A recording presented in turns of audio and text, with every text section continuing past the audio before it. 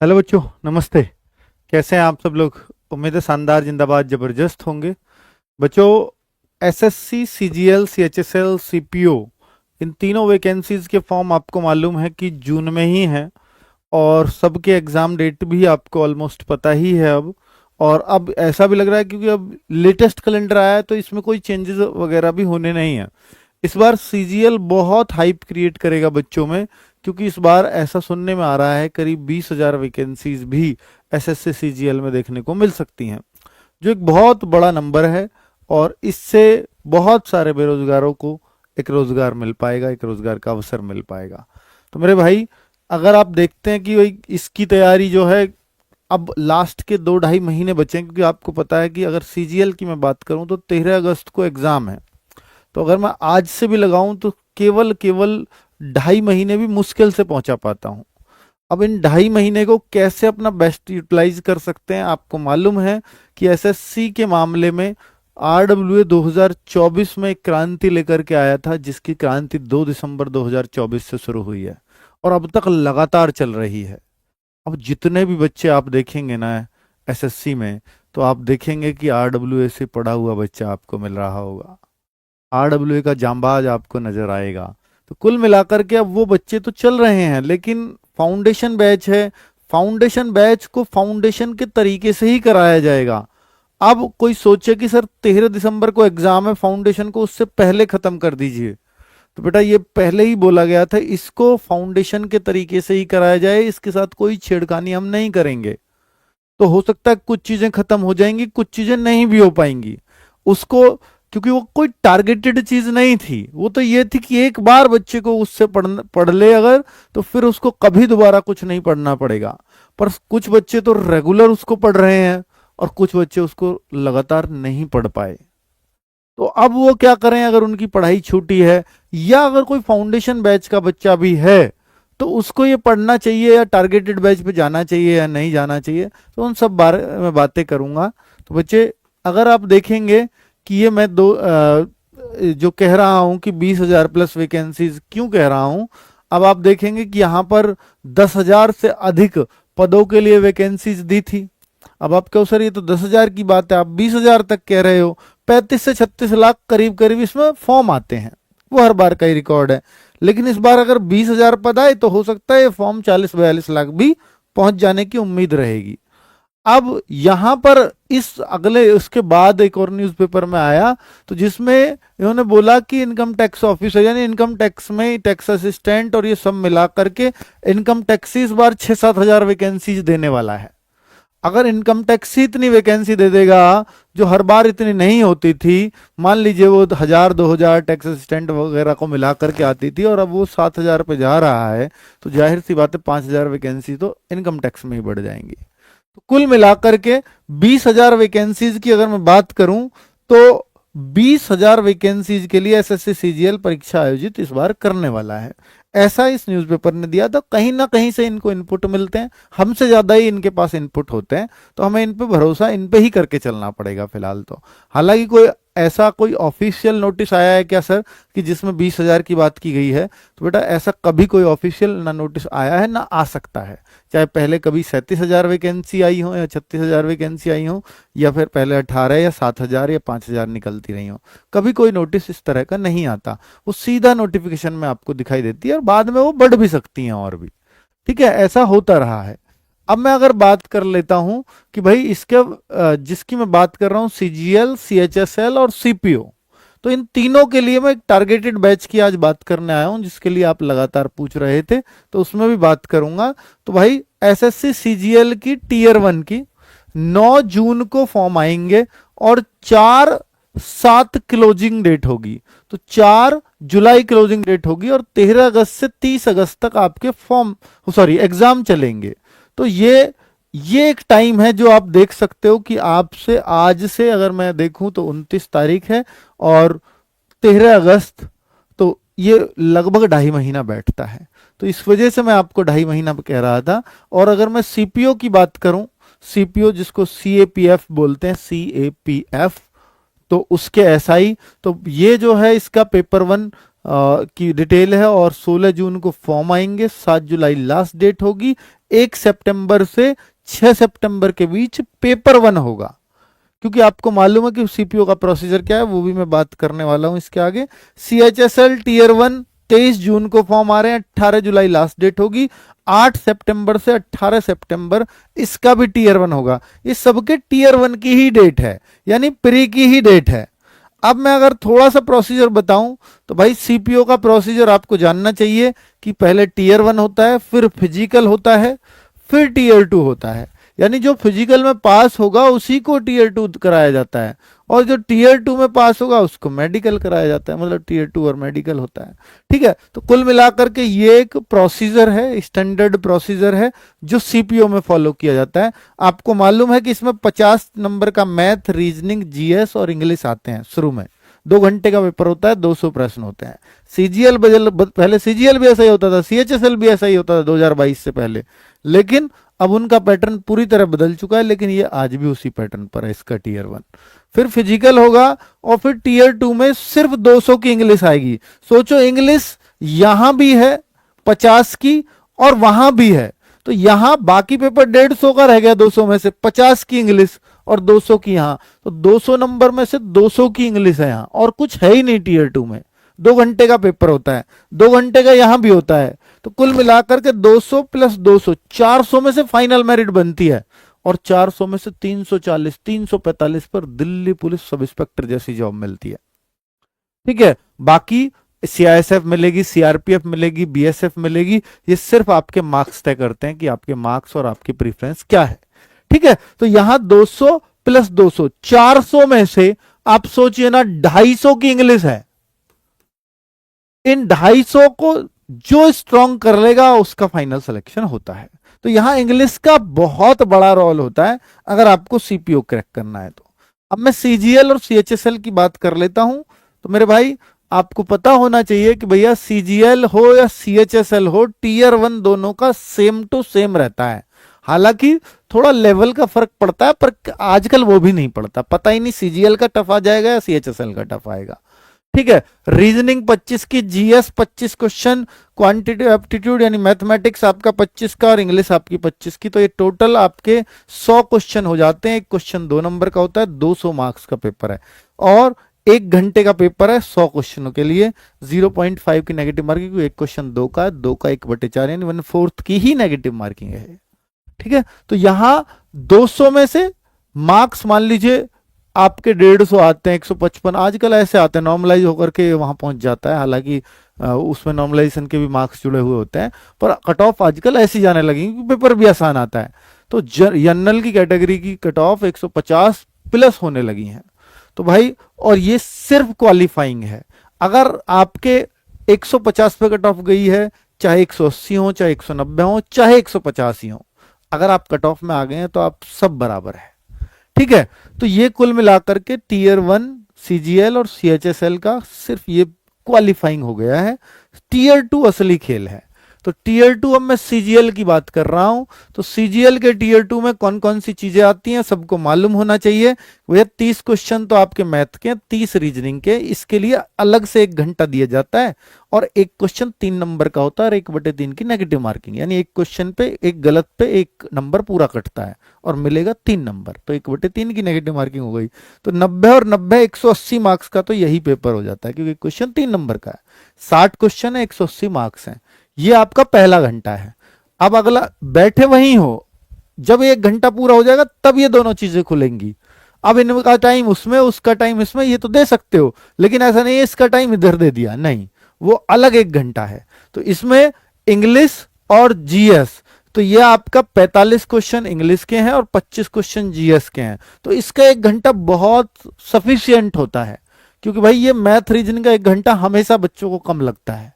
ठीक है, लेकिन ये 1 घंटा सफिशियंट होता है, और ये आपके 45 और 25 उसके से ज्यादा क्वेश्चन हैं, पर फिर भी ये इसमें टाइम बच जाता है। तो ये 70 क्वेश्चन है, अगर इन दोनों को जोड़ूंगा तो 210 नंबर इनके बन जाएंगे, क्योंकि एक क्वेश्चन यहां भी 3 नंबर का है। तो सबसे ज्यादा रोल चारों सब्जेक्ट में किसका हुआ? इंग्लिश का, टीयर 2 में। तो 135 नंबर की इंग्लिश है, और बाकी सब कितने कितने के हैं वो आपको दिखाई दे रहे हैं। बाकी यहां आप बैठे हुए हैं, 1 घंटा इसका भी पूरा हो गया। उसी सिटिंग में 15 मिनट का फिर कंप्यूटर का टेस्ट अलग से देना है, जिसमें 20 क्वेश्चन होंगे और आपका एक क्वेश्चन 3 नंबर का है, और 20 में से आपको सिर्फ और सिर्फ, अगर मैं बोलूं तो 30% स्कोर करना होता है।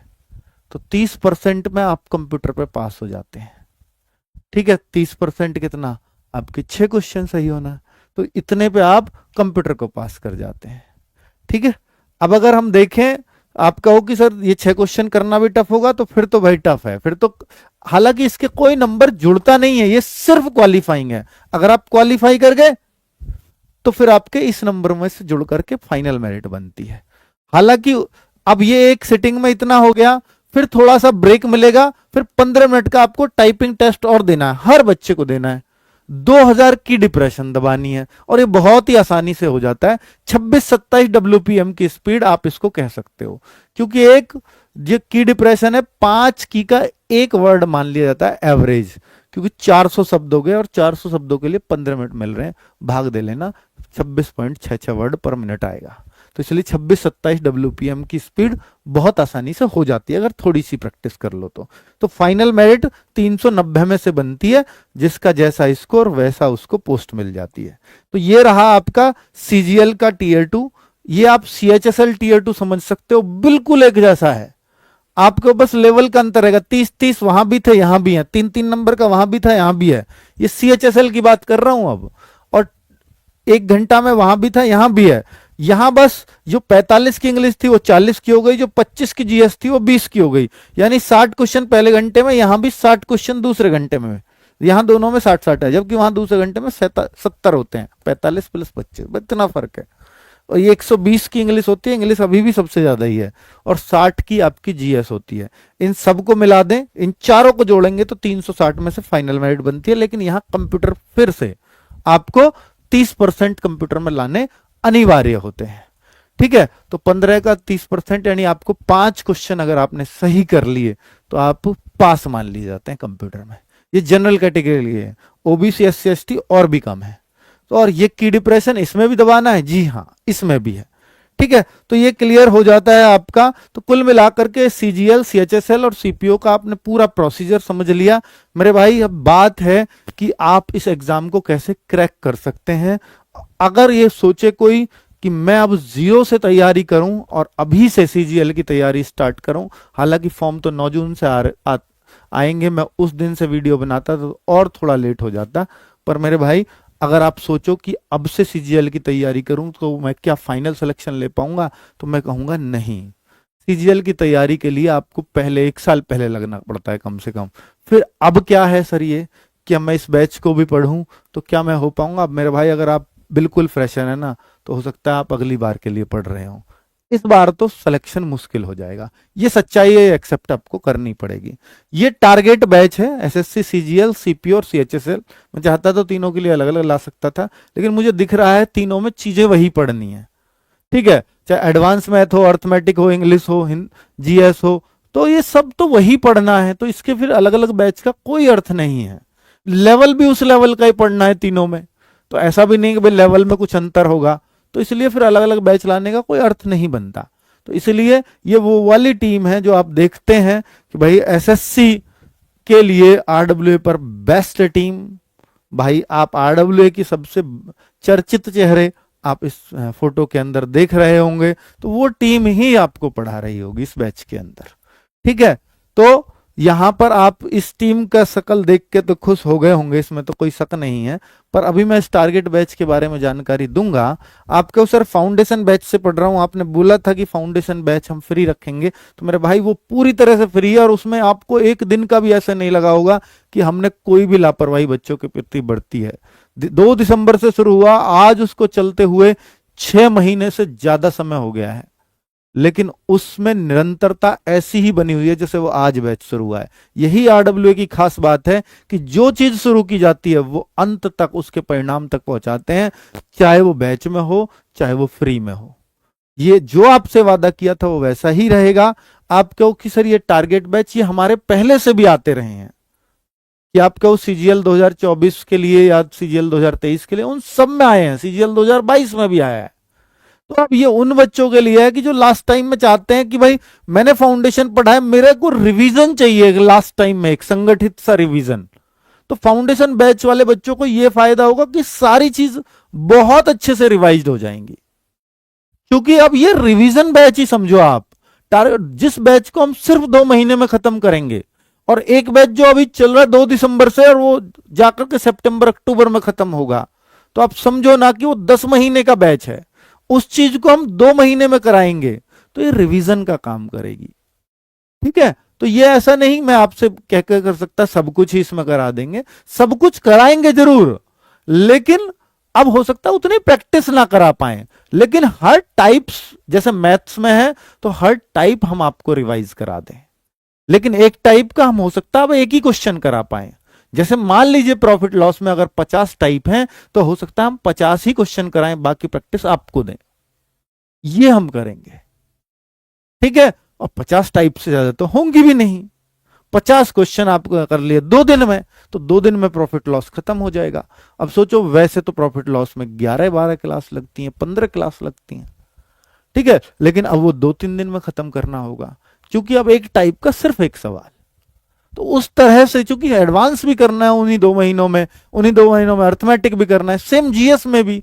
सर जीएस में भी क्या ऐसा पॉसिबल है? नहीं, हम जीएस में सिर्फ क्रक्स पढ़ाएंगे आपको, और सिर्फ उतना पढ़ाएंगे जो एसएससी के लिए इंपॉर्टेंट है। वहां हम पूरा स्टोरी वाइज चलते थे, लेकिन अब एसएससी ओरिएंटेड।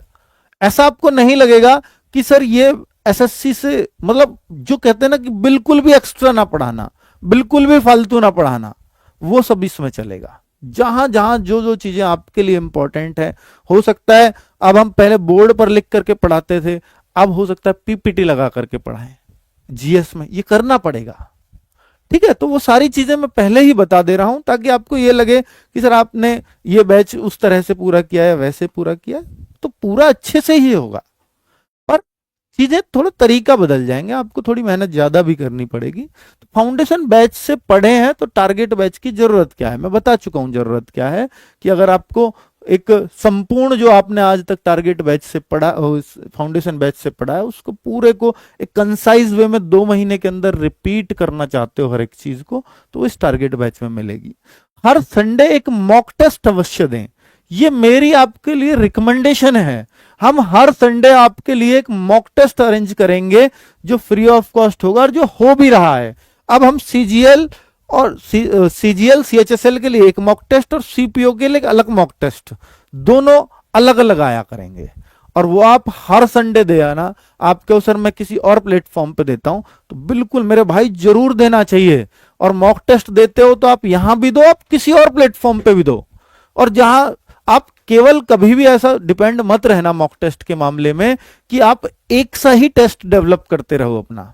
आपको हमेशा अपना चेंज भी करके देखना चाहिए, ताकि पता लगे कि मैं यहां कितना हूं, मैं वहां कितना था, कहीं मैं थोड़ा सा अगर लेवल या थोड़ा टेस्ट बदल देता है सवाल का, तो मैं कहीं बेकार तो नहीं हो जाऊंगा। वो वाला चीज के लिए आपको ये आजमाना चाहिए कि मॉक टेस्ट आपको अलग अलग प्लेटफॉर्म पर देने चाहिए। ठीक है, बाकी क्या टारगेट बैच का सिलेबस पूरा हो जाएगा? तो मैंने बता दिया किस तरह से पूरा होगा, बिल्कुल पूरा हो जाएगा। बिना पूरे करे तो मेरे भाई फिर हमारा इस बैच को लाने का कोई अर्थ ही नहीं है। करेंगे तो पूरा ही करेंगे, पर वो कैसे होगा उसके तरीके बदले जाएंगे, तो जो आपको अपने टीचर्स बताएंगे, पहले वाले डेमो में ही बता देंगे सारी चीजें। टारगेट बैच कब तक वैलिड रहेगा? देखिए, आपको ये टीयर 1 तो आप सब इसका दोगे ही, लेकिन अब बच्चे को करते हैं कि सर टीयर 2 में भी तो हमें कुछ चीजों की जरूरत पड़ सकती है देखने की, जो हम टीयर 1 में पढ़ेंगे।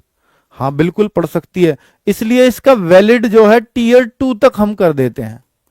किसी का भी अब आप कहोगे सर सीजीएल का हो गया, सीएचएसएल का हो गया, सीपीओ का नहीं हुआ, तो जिसका लास्ट में टीयर 2 होगा, चाहे वो 6 महीने बाद हो, 8 महीने बाद हो, साल भर बाद हो, तब तक ये टीयर 2 तक वैलिड रहेगा ये बैच, क्योंकि इसकी पढ़ी हुई चीजें हो सकता है टीयर 2 में भी काम आएंगी, बिल्कुल आएंगी भाई, मैथ रीजनिंग सब उसमें काम आएगा। क्या टीयर 2 के लिए अब आप कहोगे सर टारगेट बैच में मेंस की क्लास अलग से चलेंगी क्या? तो मैं कह रहा हूं टीयर 2 में ये क्लासेस उतना ही काम करेंगे। अब जैसे कंप्यूटर अलग है तो उसकी चलाएंगे, बिल्कुल 100% चलाएंगे, लेकिन कुछ और अलग से चलेंगी क्या? हाँ, कुछ क्लासेस हो सकता है टीयर 2 के लिए इस बैच में मिले भी, पर हम कोशिश करेंगे कि अधिकतर चीजें यूट्यूब पर भी उस टाइम पर दे दें। तो या यूट्यूब पर देंगे, कुछ क्लासेस ऐप पर देंगे, पर उस टाइम टीयर 2 के लिए पूरी तरह से एक्टिव रहेंगे। ठीक है, चलिए, तो ये सारी चीजें आपने समझ ली हैं। अब आप कहोगे सर टारगेट बैच, चूंकि बैच 2 महीने ही मेरे बहुत सारे टीचर्स को इसमें मेहनत करनी है, तो जो एक वैलिड फीस मैं ले सकता था वही एक वैलिड फीस जो आप समझते हैं कि आरडब्ल्यूए चाहे किसी का भी बैच लाए तो भाई वो आपके लिए हमेशा बजट में रहता है। और इसलिए बच्चे हमेशा कि भाई हाँ, आरडब्ल्यूए पर बैच नहीं था जब सीजीएल का या सीएचएसएल का, तो हमेशा यहाँ डिमांड करते थे कि ये हमारे बजट में और एक क्वालिटी एजुकेशन मिल जाती है यहाँ पर।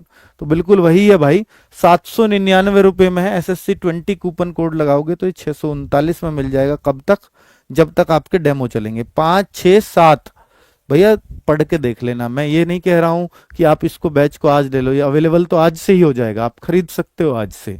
लेकिन मैं आपसे फिर कह रहा हूं 5, 6 और 7 जून को तीनों मतलब 3-3 क्लास, पहली 3-3 क्लास वो डेमो के रूप में आपके पास अवेलेबल होंगी यूट्यूब पर ही, आरडब्ल्यूए एसएससी चैनल पर ही। तो आरडब्ल्यूए एसएससी एग्जाम्स चैनल है, उसी पर ये यूट्यूब पर क्लासेस अवेलेबल होंगी, पहली 3 क्लास। उन 3 क्लास से डिसाइड कर लीजिएगा, क्योंकि टीचर्स उसमें सब कुछ बता देंगे कि किस तरह से वो पढ़ाने वाले हैं। तो तब डिसाइड करिए मुझे लेना है या नहीं लेना, क्योंकि ये तब तक वैलिड रहेगा ये कूपन कोड एसएससी 20। और ये 639 में आपको बैच मिल जाएगा आपके मेंस तक की टेंशन खत्म करने के लिए। चलो, तो भाई इसमें क्या क्या लाइव क्लासेस तो मिलेंगी, डाउट ग्रुप भी आपको मिलेगा, टीचर्स के साथ बात करने का मौका। ठीक है, ये जो बैच परचेज करोगे तो वहीं एक लिंक होता है टेलीग्राम का, जिससे आप उस बैच के सभी बच्चों के साथ जुड़ जाते हैं जिन्होंने भी वो परचेज किया है। मॉक टेस्ट और टीचर्स भी उस बैच ग्रुप में होते हैं, जिसमें आपको हर दिन के 2 मैसेज टीचर्स को भेजने की परमिशन दी जाती है, शाम को 8 बजे से 10 बजे के बीच।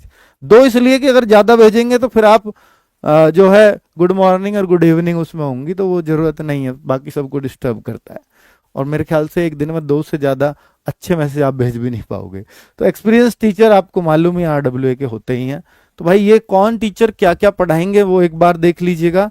तो हो सकता है, देखिए जीएस की बहुत सारी क्लासेज, अगर मैं कहूं कि भाई 3-3, 6 और 3, 9 और 3, 12 क्लासेज मैं डेली लगा देता हूं, मैं तो लगा दूंगा, मुझे कोई दिक्कत नहीं है। पर 12 क्लासेज क्या आप कर पाओगे भाई? कितने भी डेडिकेटेड सही, तो आप अपनी आंख दे बैठोगे।